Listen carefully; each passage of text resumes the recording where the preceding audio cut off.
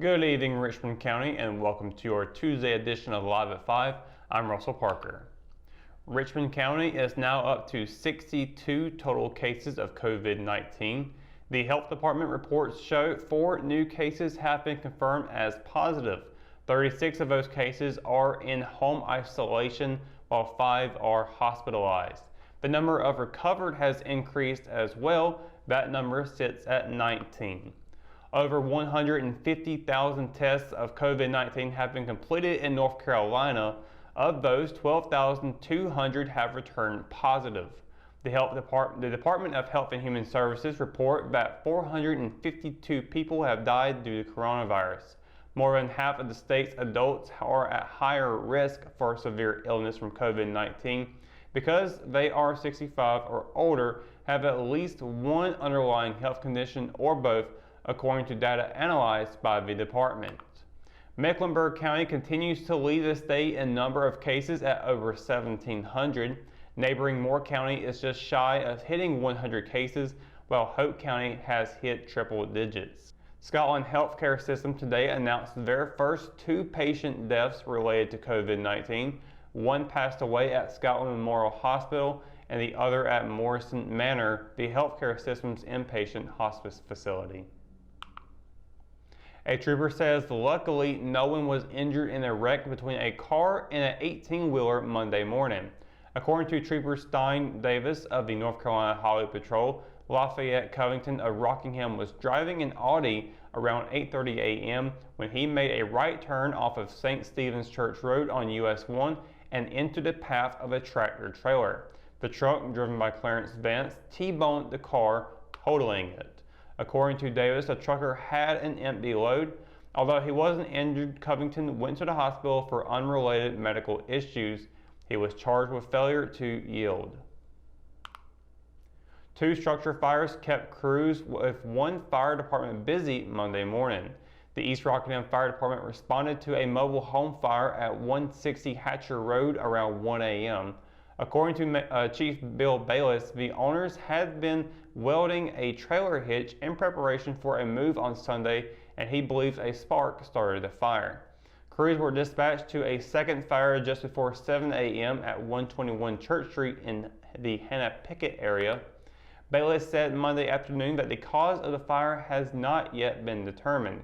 He added that people were staying in the rental home, which was destroyed, but no one was home at the time of the fire.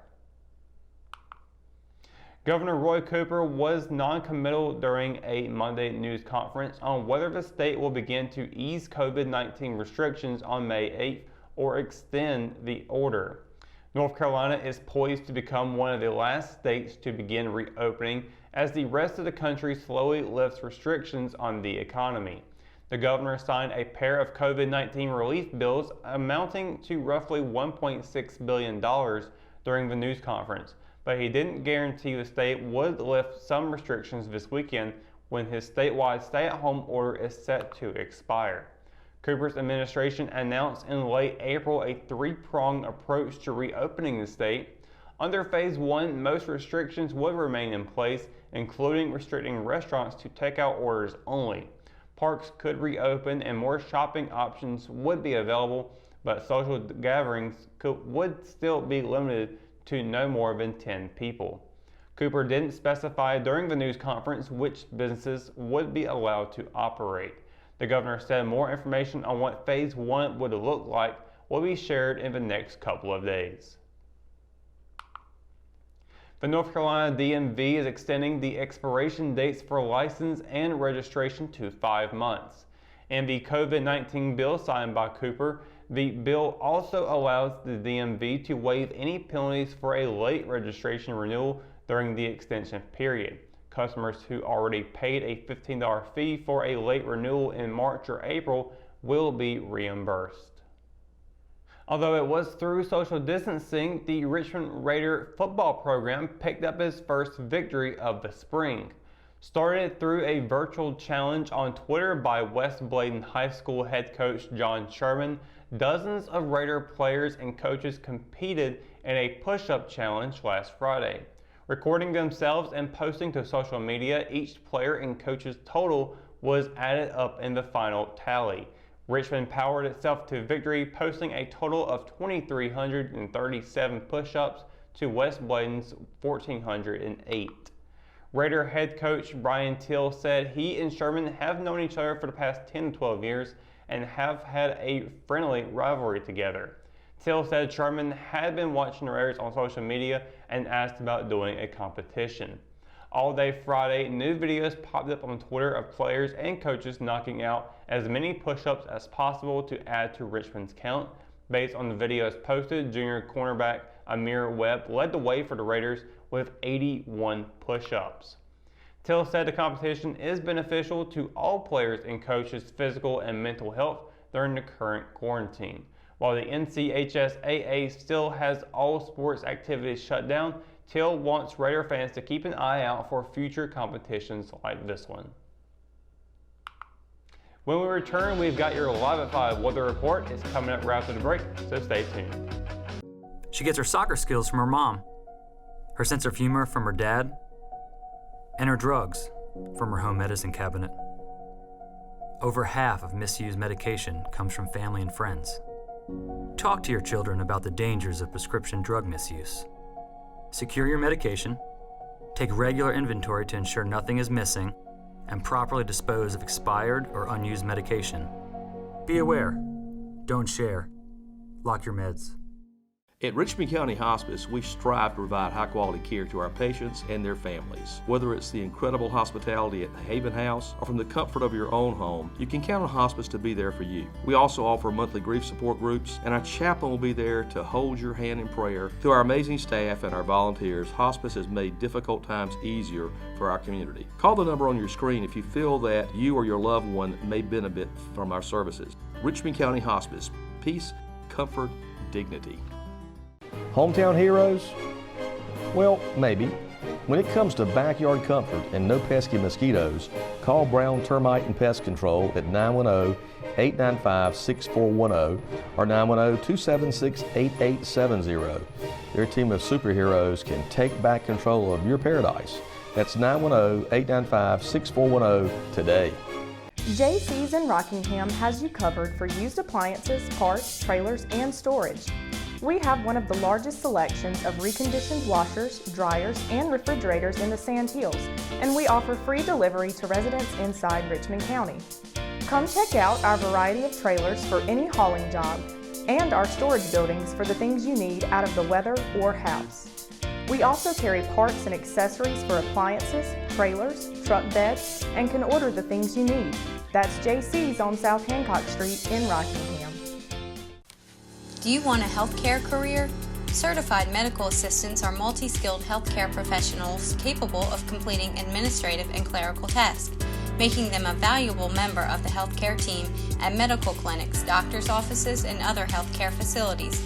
According to the U.S. Bureau of Labor Statistics, the employment of medical assistants is projected to grow 23% over the next 8 years, much faster than the national average.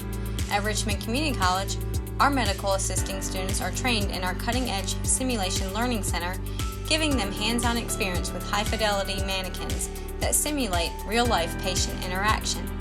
In addition to clinical skills, our students also receive instruction in scheduling appointments, coding, processing insurance accounts, billing, collections, and medical transcription. Complete the medical assisting program in just 2 years and start your lifelong career today. Visit www.richmondcc.edu to learn more about enrolling in the medical assisting program at Richmond Community College or call 910-410-1700. McNair Auto Sales is the place to buy your pre-owned car, truck, or van.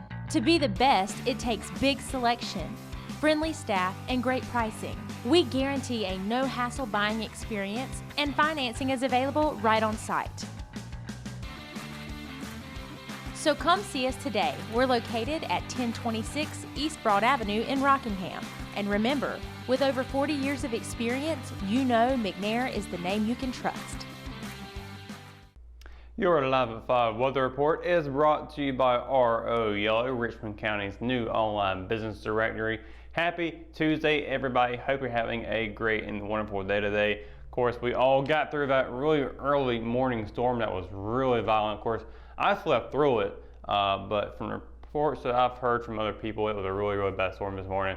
We got through it though, but we're not done with the rain just yet today. Later on this evening, we do have a 50% chance of showers coming in at 7 o'clock, lasting throughout the evening. In fact, 9 o'clock still at 50% chance, so it's tossed up of it happening, but pretty strong chance nonetheless.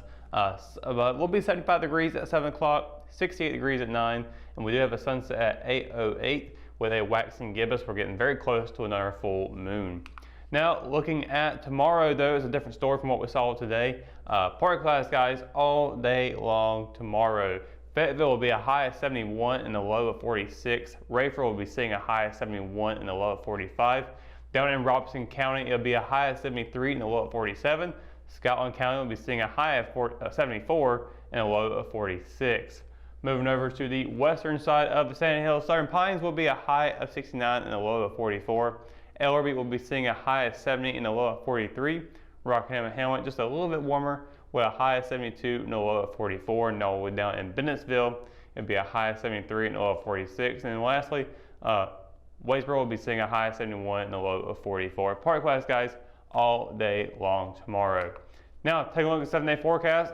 Pretty much the same story what we'll be seeing tomorrow will be happening throughout the next 7 days, except for Saturday, and we'll get to that here in just a moment. But Wednesday, partly cloudy skies with a high of 72 and a low of 44. Thursday, sunny skies all day long, high of 69, a low of 46. And then on Friday, partly cloudy skies back again, high of 69, low of 45. And then on Saturday, we are seeing a small chance of precipitation, just a 30% chance. It'll be a high of 63 and a low of 40. Very, very minuscule chance there, but that's only a couple of days out. Very much change as we move forward. Sunday, sunny skies with a high of 70 and a low of 50. Monday and Tuesday are both going to be partly cloudy skies. Monday, high of 76, low of 48. Tuesday, high of 74 and a low of 53. So again, really nice temperatures coming up. Not too cool. The lows are going to be pretty cool, but overall for the highs, not too bad at all. Pretty good temperatures to go out and enjoy maybe a walk or something like that.